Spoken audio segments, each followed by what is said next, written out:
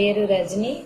Baptism తీసుకున్నాక రైచల్ అని పెట్టారు మమ్మీ. నేను విజయవాడ నుంచి లైవ్ చేస్తున్నాను. మొదటి సాక్ష్యం ఏంటంటే, నాకు 2 సంవత్సరాల నుంచి థైరాయిడ్ ఉండేది మమ్మీ.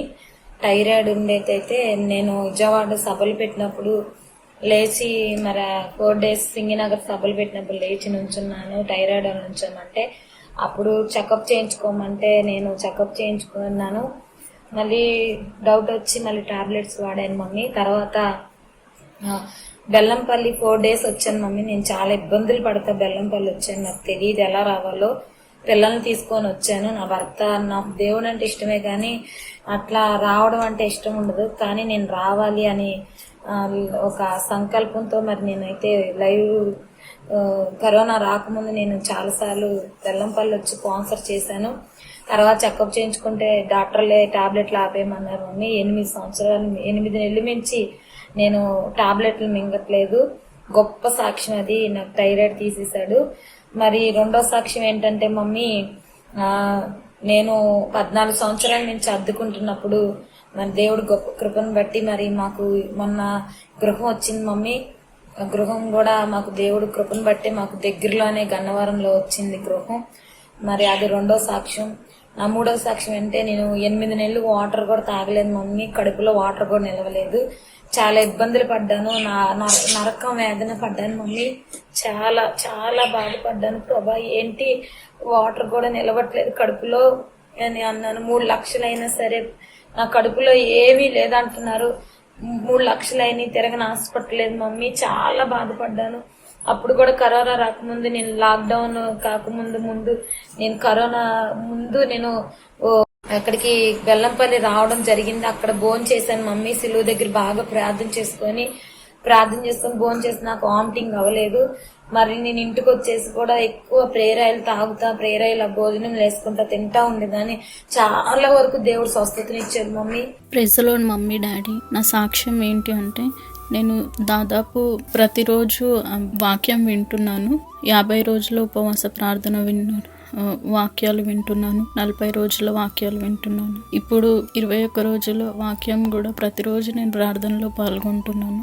నాకు ఈ సంవత్సరంలో భయంకరమైన శ్రమలు నా జీవితంలో ఎదురవుతున్నాయి. అసలు నేను తట్టుకోలేకపోతున్నాను. పోయిన సంవత్సరమే నా వివాహం జరిగిందమ్మా. నేను ఒకరోజు దర్శనం ప్రార్థనలో నేను పాల్గొన్నప్పుడు ఒక ప్రకాశించే క్రైస్తవులు ఎవరు అనే వాక్యం చెప్తున్న ఆ టాపిక్ అది.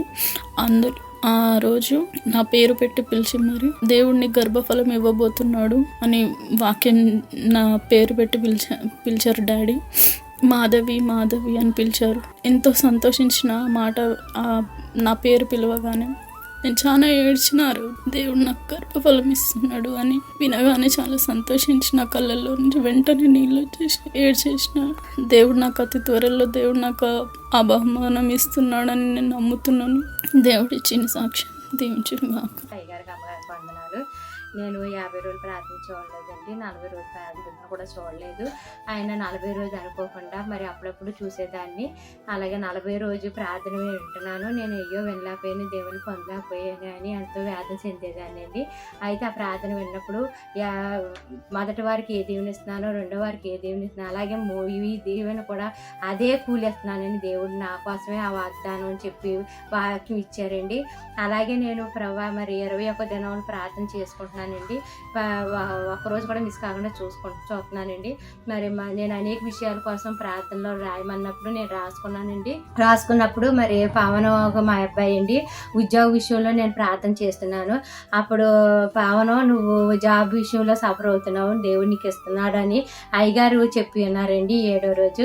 మరి ఆ బిడ్డ ఆ వాగ్దానాన్ని చేయడు ఆశీర్వదిస్తాడని మేము నమ్ముచున్నాం, విశ్వసిస్తున్నాం. అలాగే మా కుటుంబం కోసం, మా బిడ్డల కోసం, మా కుమార్తె కోసం, పవన్కు ఉద్యోగం కోసం మేము వస్తుందని నమ్ముచున్నామండి. ఈ సాక్ష్యం దేవుడు దీవించను గాక. మా కోసం ఇంతగా ప్రార్థన చేస్తున్న అయ్యగారికి, అమ్మగారికి కృతజ్ఞతలు చెల్లించుకుంటున్నాం తండ్రి. ఆమె.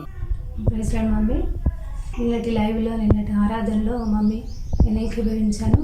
నేను ఆరాధన జరుగుతున్నప్పుడు నేను మనసులో ప్రభువా నా పేరు పెట్టి విలువ నన్ను జ్ఞాపకం చేసుకో, నా సమస్యలు చూడమని లైవ్లో ఆరాధనలో ఏకీభవించాను మమ్మీ.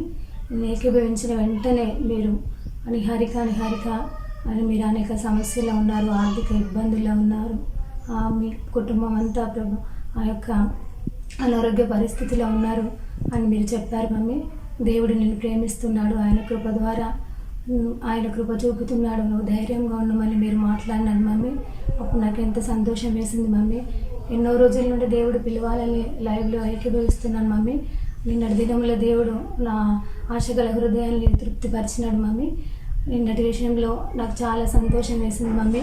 ఎన్నో శ్రమల్లో ఉన్నప్పుడు దేవుడు కాచి కాపాడుతున్నాడు మమ్మీ. మా కుటుంబం అంతా నిజంగా తుఫాను వల్ల ఆ యొక్క అలజడులు, అనారోగ్యం, ఆ యొక్క ఆర్థిక సమస్యలతో ఉన్నప్పుడు నిజంగా దేవుడు నిన్నటి వాక్యాన్ని బట్టి ఆయన గాలిని గద్దించి నిశ్శబ్దంగా చేశాడని మీరు మా కోసమే ఆ యొక్క వాక్యాన్ని మా కొరకే మీరు బోధించారు మమ్మీ. ఇంకా మీరు గుండె చెదిరిన వారిని, అనేక ఇరుకుల ఇబ్బందులకు అన్నింటిలో ఉన్న వారిని మీరు ఓదార్స్తున్నారు మమ్మీ. మీ యొక్క వాక్యాన్ని బట్టి డాడీకి మిమ్మల్ని బట్టి చాలా వందనాలు మమ్మీ. ఇంకా ప్రపంచానికి మీరు అనేక దీవెనకరంగా ఉండాలని కోరుకుంటున్నాను మమ్మీ. ఇంకొక చిన్న సాక్ష్యం మమ్మీ నాది. 2019 సంవత్సరంలో నేను అనేక ఒక ఇబ్బందులు ఉన్నాను మమ్మీ. ఎవరికి చెప్పుకోని విధంగా మనసులో ఉన్న ఆ యొక్క వేదనను ఉన్నప్పుడు డాడీ యొక్క యూట్యూబ్లో డాడీ యొక్క మెసేజ్ విన్నాను మమ్మీ. అర్ధరాత్రి ప్రార్థనలోని శక్తిలో ఉన్న గొప్పతనం ఏంటిదో డాడీ బోధించినప్పుడు అది నా మనసులో నేను దాన్ని తలంచుకుంటూ ఆ యొక్క సంవత్సరంలో నవంబర్ నెలలో దేవుని సన్నిధిలో కన్నీటితో మొరపెట్టుకున్నాను మమ్మీ. నా సమస్య చూడు ప్రభు, అయ్యా ప్రవీణ్ డాడీ చెప్పిన విధంగా నీవే సమస్య నుండి విడిపించమని నేను కన్నీటితో దేవుని మొరపెట్టుకున్నాను మమ్మీ. అప్పుడు ఆ టైంలో దేవుడు నా ప్రార్థన విన్నాడు. నేను ఏ విధంగా నవంబర్ నెలలో కన్నీటితో మొరపెట్టినాను, నేను ఎంత ఇబ్బంది పడినానో దానికి రెట్టింపు సంతోషం దేవుడు ఇచ్చాడు మమ్మీ. ఈ యొక్క ప్రభ నిన్నటి విషయంలో కూడా మీరు నిజంగా నన్ను పిలుస్తారని నేను ఊహించలేదు మమ్మీ. కానీ నిజంగా నిహారిక అని పిలిచినప్పుడు నాలో ఒక ప్రభావం వచ్చింది మమ్మీ. నా యొక్క శరీరం అంతా ఆ యొక్క కరెంటు షాక్ లాగా అనిపించింది మమ్మీ. కన్నీరు నా యొక్క కళ్ళ నుండి గారింది మమ్మీ. నిజంగా మీకు వందనాలు మమ్మీ. చిన్ని సాక్ష్యం దేవుడు దీవించును గాక.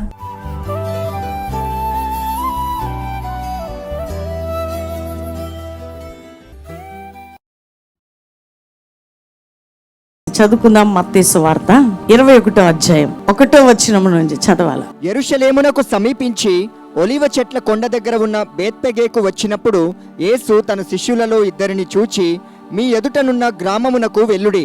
వెళ్ళగానే కట్టబడి ఉన్న ఒక గాడిదయు దానితోనున్న ఒక గాడిద పిల్లయు మీకు కనబడును. వాటిని విప్పి నా యొద్దకు తోలుకొని రండి. ఎవడైనను మీతో ఏమైనను అనిన ఎడల అవి ప్రభువునకు కావలసి ఉన్నవని చెప్పవలెను. వెంటనే అతను వాటిని తోలిపెట్టునని చెప్పి వారిని పంపెను. ప్రవక్త వలన చెప్పబడినది నెరవేరునట్లు ఇది జరిగెను. అదేమనగా, ఇదిగో నీ రాజు సాత్వికుడై గాడిదను, భారవాహక పశువు పిల్ల అయిన చిన్న గాడిదను ఎక్కి నీ యొద్దకు వచ్చుచున్నాడని సియోను కుమారుతో చెప్పుడి అనునది. శిష్యులు వెళ్ళి యేసు తమకు ఆజ్ఞాపించిన ప్రకారము చేసి ఆ గాడిదను దాని పిల్లలను తోలుకొని వచ్చి వాటి మీద తమ బట్టలు వేయగా ఆయన బట్టల మీద కూర్చుండెను. జన సమూహములోను అనేకులు తమ బట్టలు దారి పొడుగున పరిచిరి. కొందరు చెట్ల కొమ్మలు నరికి దారి పొడుగున పరిచిరి. జన సమూహములలో ఆయనకు ముందు వెలుచుండిన వారును వెనుక వచ్చుచుండిన వారును, దావీదు కుమారునికి జయము, ప్రభువు పేరిట వచ్చువాడు స్తుతింపబడును గాక, సర్వోన్నతమైన స్థలములలో జయము అని కేకలు వేయుచుండిరి. దేవునికి స్తోత్రం కలుగును గాక. ఆమెన్. చూసారా, ఆయనట ఎక్కడికి వెళ్ళాడట?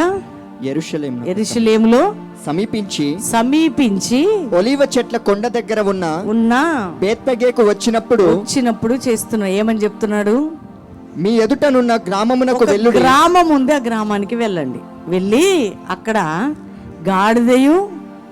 గాడిద దానితోనున్న పిల్ల, ఒక గాడిద పిల్లయు గాడిదయు దానితో ఉన్న ఒక పిల్ల అక్కడ కట్టబడి ఉంటుంది. వాటిని విప్పుకొని రండి. ఎవరైనా అడిగితే ఇది ప్రభువునకు కావాల్సిందని చెప్పండి. దేవుని బిడ్డలారా, శిష్యులతో చెప్పి పంపుతున్నాడు యేసయ్య. ఎందుకంటే చూడండి, అంటే ఆ రోజుల్లో, అంటే ఆ డేస్ మనం తెలుసుకోవాలి. అంటే యేసుక్రీస్తు గురించిన ఒక ప్రవచనం. ఆ మాట, ఆ ప్రవచనం చదవండి. ఇదిగో ఇదిగో నీ రాజు సాత్వికుడై గాడిదను భారవాహక పశువు పిల్ల అయిన చిన్న గాడిదను ఎక్కి నీ యొద్దకు వచ్చుచున్నాడని సియోను కుమారితో చెప్పుడి. చూసారా, ఆ ప్రవచనం నెరవేర్పడం కోసం ఏం జరిగిందట? యేసుక్రీస్తు ప్రభు గాడిద పిల్లను ఆయన సెలెక్ట్ చేసుకున్న విధానం చూడండి. గాడిద, చెప్పండి, గాడిద పిల్ల.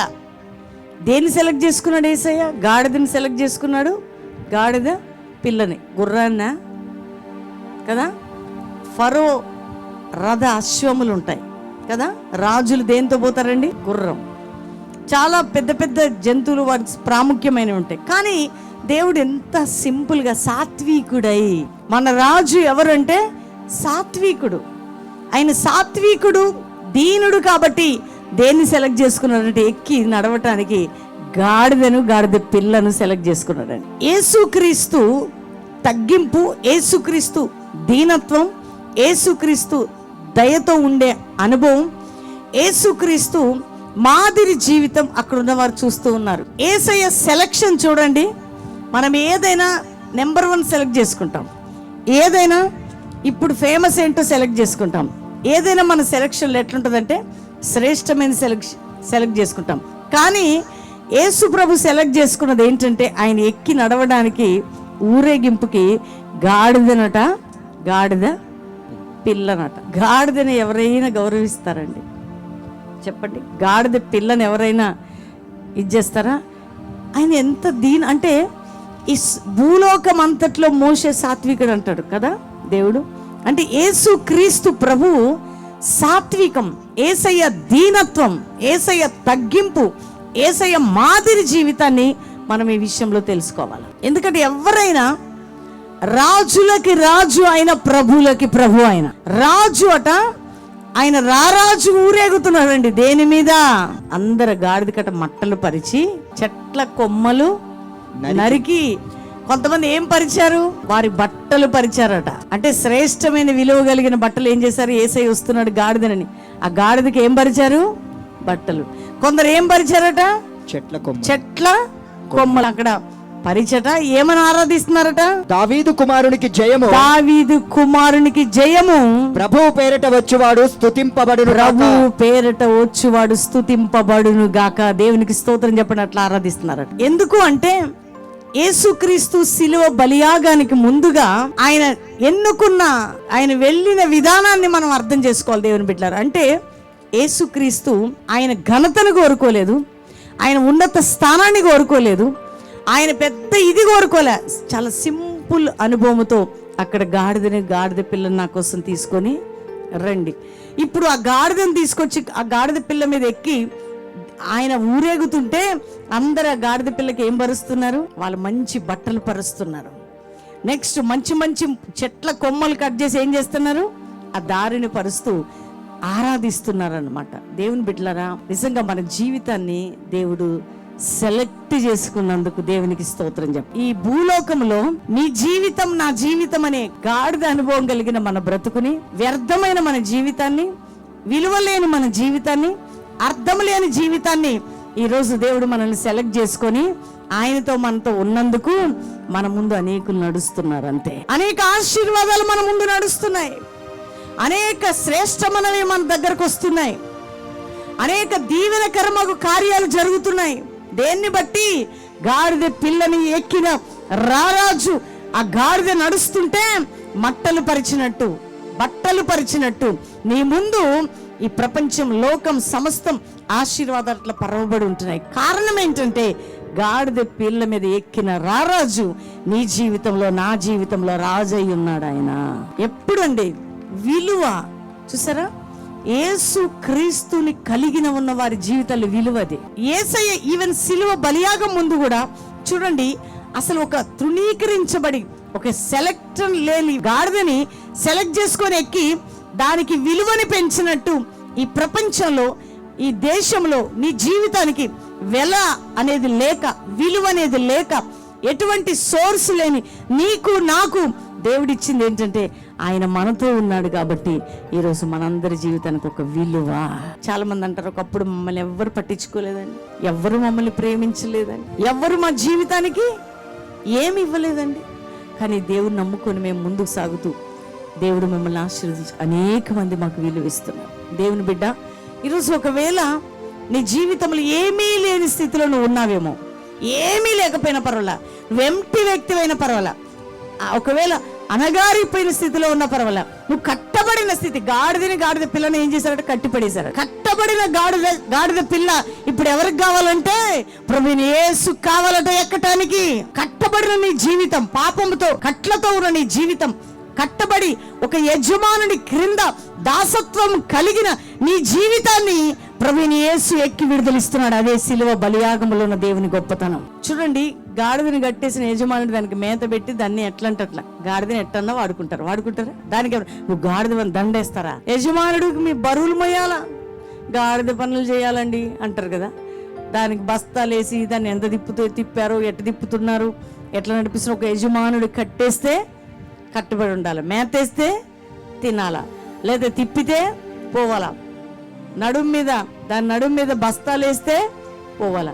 కానీ అటువంటి గాడిదనట యేసు ప్రభు కోరుకున్నాడట ఆయన ఊరేగటానికి. ఎందుకంటే కట్టబడి ఉన్న గాడిద ఎవరికి కావాలట చెప్పండి? నా ప్రభువు కావాలని అని చెప్తున్నాడు.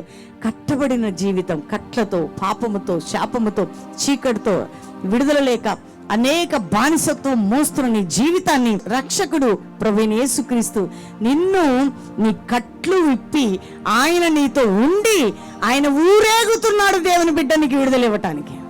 ఒకవేళ ఈరోజు ఎవరైనా ఇంకా మారు మనసు రక్షణ లేని వాళ్ళు ఉంటే, క్రీస్తుని సొంత రక్షకుడిగా ఎరగని వారు ఉంటే, ఆత్మీయత లేని వారు ఉంటే, పాపంలో జీవిస్తున్న వారు ఉంటే, మీకు శుభవార్త ఏంటంటే ఈరోజు కట్టబడిన పాపంతో నీ జీవితం, బరువుని మోస్తున్న నీ జీవితం, చీకటిలో ఉన్న నీ జీవితాన్ని యేసు కోరుకుంటున్నాడు ఎక్కటానికి. వింటున్నారా?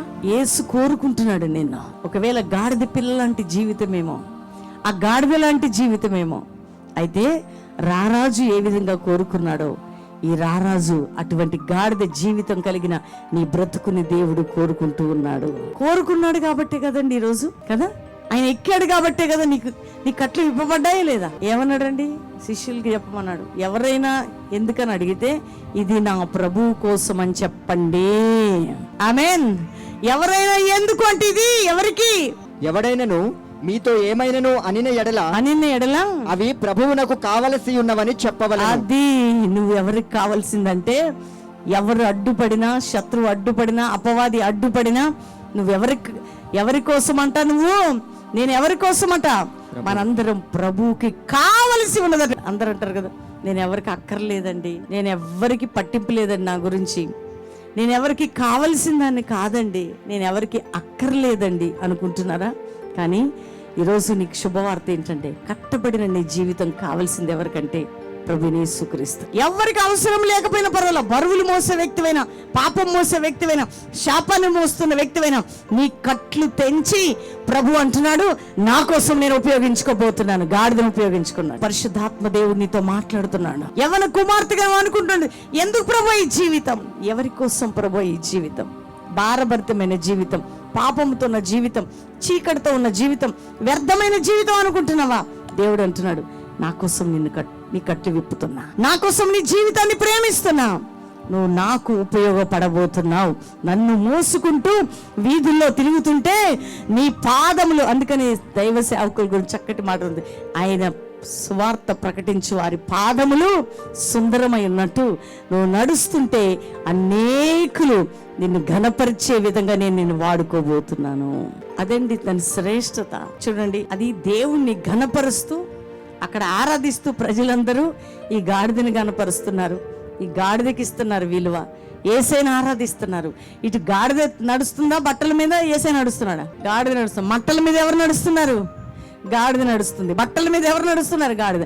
ఎక్కింది యేసయ్య. అయితే నీ జీవితాన్ని ఈరోజు తిండి లేక, బట్ట లేక, పాపంతో, శాపంతో నిన్ను యేసయ్య ఎక్కితే ప్రతిదీ నీ ముందు పర్వబోతున్నాడు దేవాతి దేవుడు. విలువైన బట్టలండి. అప్పటి వరకు గబ్బు వాసన వస్తుంది గాడిదని. అది సిమెంట్ బస్తాలు, ఇటుక బస్తాలు, ఇనుప బస్తాలు మోసిన గాడిదే పిల్ల, కానీ రారాజును మోస్తుంటే దాని విలువ చూడండి. వాళ్ళు విలువైన బట్టలు పరుస్తున్నారు, చక్కటి అందమైన మట్టలు తెచ్చి పరుస్తున్నారు. ఎందుకు? ఎన్నిక లేని ఆ గాడిదని యేసు ఎన్నుకున్నందుకు. ఈరోజు నీ జీవితం అంత విలువైనది దేవుని బిడ్డ. ఈ రోజు వరకు ఒకవేళ నేను ఎందుకు చెప్తున్న ఈ మాట పదే అంటే, చాలా మంది ప్రభుని ఎరగని వారు, యేసుని ఇంకా సొంత రక్షణ అంగీకరించిన వారు, ఒకవేళ యేసయ్యని ఎరిగినా ఇంకా నీ జీవిత విలువ తెలియదేమో, కానీ విలువ లేని నీకు ఆయన సిలువ బలియాగను తెలుసుకోవాలి. దేవుడు కట్టబడిన నీ జీవితానికి విలువనిచ్చాడు. శాపగ్రస్తమైన నీ బ్రతుకుకి అందరూ పరిచే విధంగా దేవుడు ఆశీర్వదించాడు నేను. తండ్రి, ఎంతమంది బిడ్డలు వారి జీవితాన్ని ఈరోజు సమర్పించుకుంటున్నారు, మార్చుకుంటున్నారు. నీ కృప వారిపై ఉంచయ్యా, నీ కనికరము చూపయ్యా, నీ దయ చూపు నాయన. అయ్యా, మా జీవితాల్ని కట్టబడిన మా బ్రతుకుల్ని ప్రేమించి విప్పావయ్యా, విప్పబడ్డానికి నీవు మమ్మల్ని కోరుకున్నావయ్యా. అది గ్రహించి మేము ముందుకు సాగాలి, మా ద్వారా నువ్వు గణపరచబడాలి, ప్రతి ఆశీర్వాదం మేము పొందాలి, ప్రతి రోగంపై విడుదల పొందాలి. ఆ విధంగా ప్రతి బిడ్డని మీరు సిద్ధపరిచి తోడై ఉండమని యేసు నామములో అడుగుచున్నాం తండ్రి, ఆమేన్.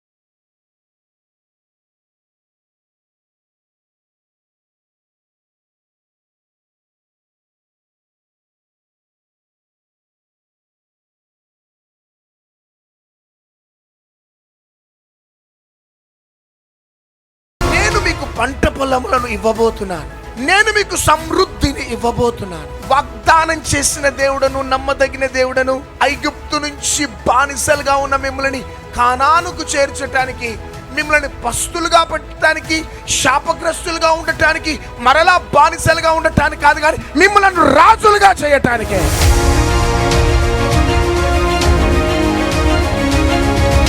మనిషి దేవునితో గడిపినప్పుడు, దేవునికి సన్నిహితంగా వెళ్ళినప్పుడు ఆ గ్లోరీ దిగుతుంది అంతే, ఆ మహిమ కమ్ముకుంటది. ఆ మహిమ ఎక్కడికి వెళ్తుందో అక్కడ విడుదల జరగబోతున్నది, అక్కడ అద్భుతాలు జరగబోతున్నాయి.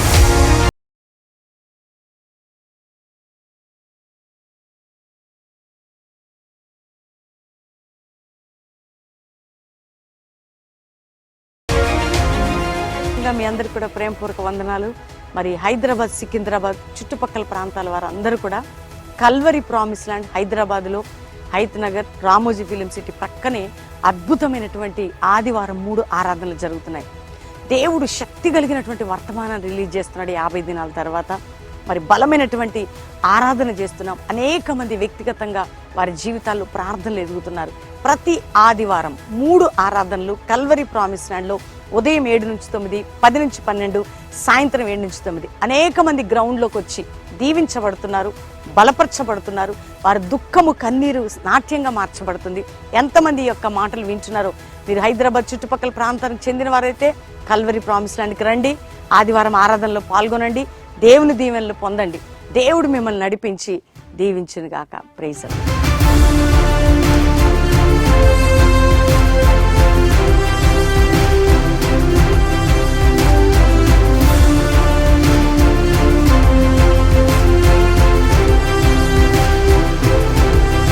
ఇక్కడికి వచ్చిన తర్వాత నేను ఆత్మీయంగా చాలా బలపడ్డాను. దేవుడు నిజంగా ఈరోజు సూటిగా నాతో మాట్లాడినారు. ప్రభు ప్రత్యక్షతలు నేను చాలా పొందుకున్నాను. మమ్మీ డాడీ వాక్యం వల్ల మేము చాలా మారు మనసు పొంది దేవులో చాలా ఎదగబడుతున్నాము. ఇక్కడికి రావడం చాలా లక్కీగా ఫీల్ అవుతున్నాము. హైదరాబాద్ హైత్ నగర్ దగ్గర ప్రామిస్ ల్యాండ్కి వచ్చాం మేము. ఇక్కడ మరి ప్రవీణ్ బ్రదర్ కానీ సిస్టర్ షారున్ గారు కానీ చాలా చక్కగా మరి కడవరి వర్షపు అభిషేకము ఇక్కడ రిలీజ్ అయిందని నేను అనుకుంటున్నాను. మేము మా ఫ్యామిలీ మొత్తము అభిషేకం మేము రిసీవ్ చేసుకునే వెళ్తున్నాము. So we have received that promise and please come to to this promised land which is there in Hayat Nagar, and be blessed. Thank you. ఈ వాక్యం విన్న తర్వాత చాలా బ్లెస్ అయ్యాను నేను ఈరోజు. ఇంత క్లియర్గా ప్రేమించడము, క్షమించడము, శత్రువులను ఎలా ప్రేమించాలి, క్షమించాలనేటువంటి ఎక్స్ప్లెనేషన్ అనేది చాలా వండర్ఫుల్గా అనిపించింది.